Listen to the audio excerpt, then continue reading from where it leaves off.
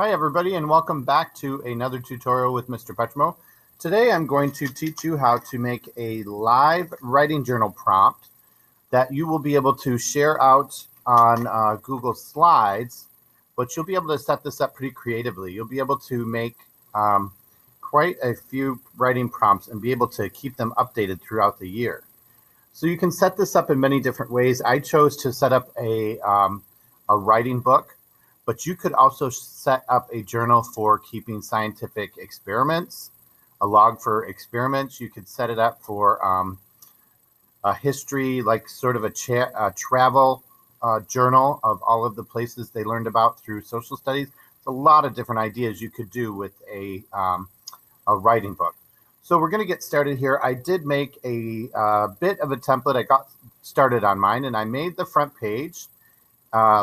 You can design this however you want, but this is my front page, and I have a content standards page that I started making, and I can edit that and finish that at a later time. And you can certainly leave that out if you don't want to put in standards for your students. But then here is my prompt number one. Now, the first thing I did was set up the page setup and made a custom page of 8.5 by 11. Now, if you want this landscaped, you just swap those around and do 11 by 8.5, and you'll have a landscape writing journal. But I like to have a portrait size, and I like it to be the same size as a sheet of paper. That way, at the end, we can print them out, and it's nice and clean.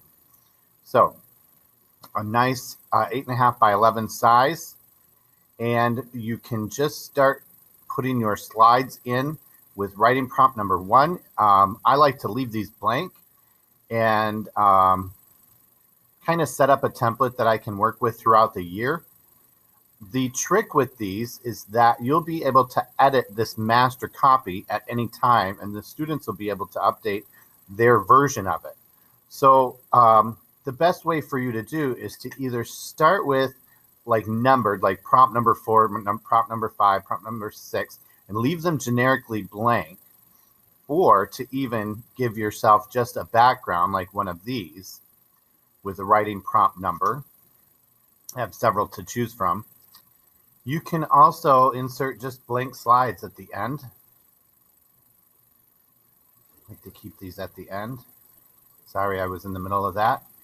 The trick is that you will not be able to insert new slides and have them update. You'll be able to edit as many slides as you want in here, but you cannot add extra slides. So for me, I'm going to add in a bunch of blank slides. Now you can do it that way, or you can copy and paste, right click and copy. And then after that, Control V, Control V, Control V, Control V. And I can add in a different slide for each week of the year. Now I'm going to add in a few extra because, for example, there's some current events that I like to throw in when things happen, when big world events happen. So this is kind of the trick to getting it set up, is having all these blank slides at the end of your templates so that you can edit them at a later time. Now what you're going to want to do is make sure to label this the master copy. It's really easy. The first time I started with journals in Google Slides, I got myself confused quite a bit. So one way to make these very simple is to name this master copy, because you're going to want a copy that is going to be just for the students. And this is the one that you're going to change. So when you're done getting set up, you go back to File and you come down to Make a Copy, and then you choose Entire Presentation. So you make a copy of the entire presentation, and this time you change it to Student Copy. And you hit OK. Let that load up for a minute. Now on the student copy, you're going to actually delete all those slides. So I'm going to start with slide 3 because I do not want to delete 1 and 2. I want those to be permanent. So any slide that you want to be permanent at the front or the end of your journal, do not delete these from that. I'm going to just go to slide 3, and then I'm going to scroll all the way down to the end. and I'm hold that shift button down and click on my last one, and it highlights all the ones in between, and I can select delete. Now I'm left with just my 2 slides. Now I'm going to go back to my master copy, and I'm going to do the same thing. I'm going to start with slide 3, scroll all the way down, shift, and click 44. This time I'm going to copy. I'm going to do Control C to copy. I'm going to go back to my Language Arts Writing Journal, and under there I'm going to select Control V for pasting. Now it's going to paste all of those blank slides in there, but now I get this option right here. This is the important thing. This is where the magic is. When you import these slides, you want them to link to the original presentation right here. So make sure you select link to your original presentation.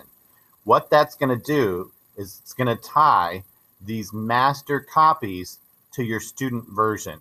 So any changes you make on these slides, the students will be able to update the student version for themselves. Now I have my student copy with the blanks now all linked. All these slides are linked, and I am ready to post this on Classroom. So I'm going to go to my fake Google Classroom, and I'm going to create a new assignment, and I'm going to attach my Google Drive, and I'm going to attach that student copy. After I attach, I'm going to make sure it says student copy. This is very important. So make sure it says student copy, and you're going to want to change this to make a copy for each student. So it's going to keep the link to the original master slide, but it's going to make a copy for each student, so they'll get their own copy, and each of those copies will still be linked back to my master copy. So I'm going to give this a title.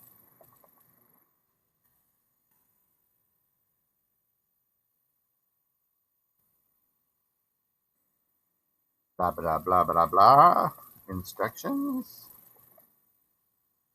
And I am going to assign it points, assign a due date, do all the things you normally do with those, and then I'm going to say assign that copy. Google's going to work for a minute and assign that to my students. And there we go. Now I am going to flip over to my fake student classroom, who's going to go to classwork. We're going to refresh that stream. And I should see my new assignment, Writing Journal, 7th grade. So I'm going to open that up. And here is my assigned copy of the 7th grade Language Arts Writing book. Now, once it loads, you'll see that my first 2 copies are the title slides. What's different is the link is not attached to these first 2 slides, so these are permanent, like I said. When you go to slide 3, which is the first one on our link, now you'll see this little link tool, and the students will have some options. So this is where you're going to have to really train your students on how to manage these, because you do not want them to unlink this writing prompt accidentally until you're done with this page. So for writing prompt number 1, Trevor TikTok can go in and rearrange and blah, blah, blah, blah, blah, blah. Type answers. Don't you love my writing prompt? And that will actually save in my Google Classroom for my teacher. I can go in and read his writing prompt and give it a grade and do all my teachery things. And so let's go back for just a moment now. And let's go to my original. This is the student copy. Oops, I've lost track of it. There we go. There it is.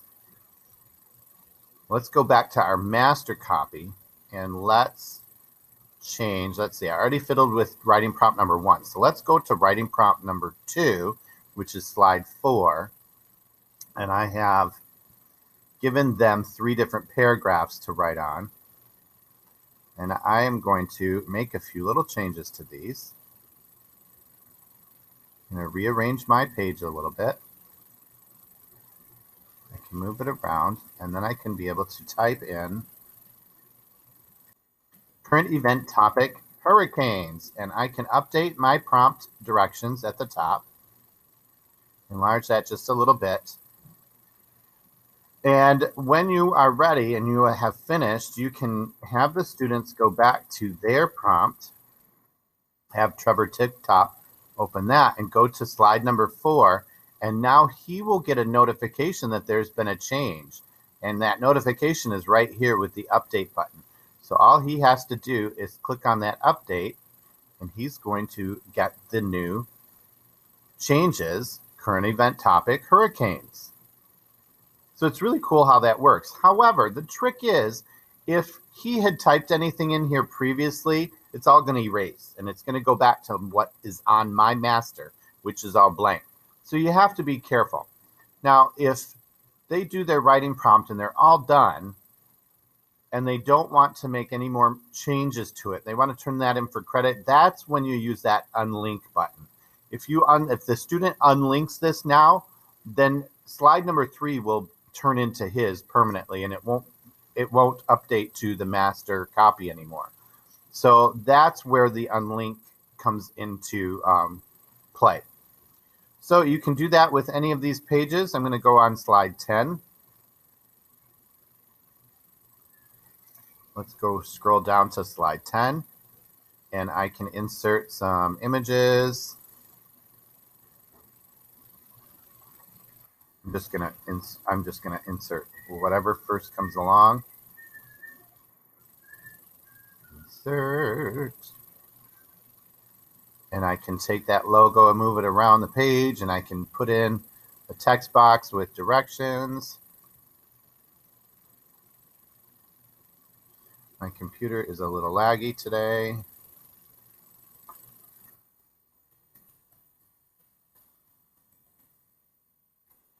Make that a little larger so you can read it. Oops, I have to click that box first.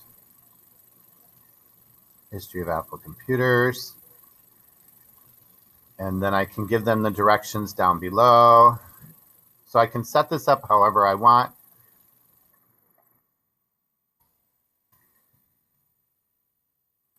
I can give that text box a frame so they know that their answers go in that box. Gives that square around it.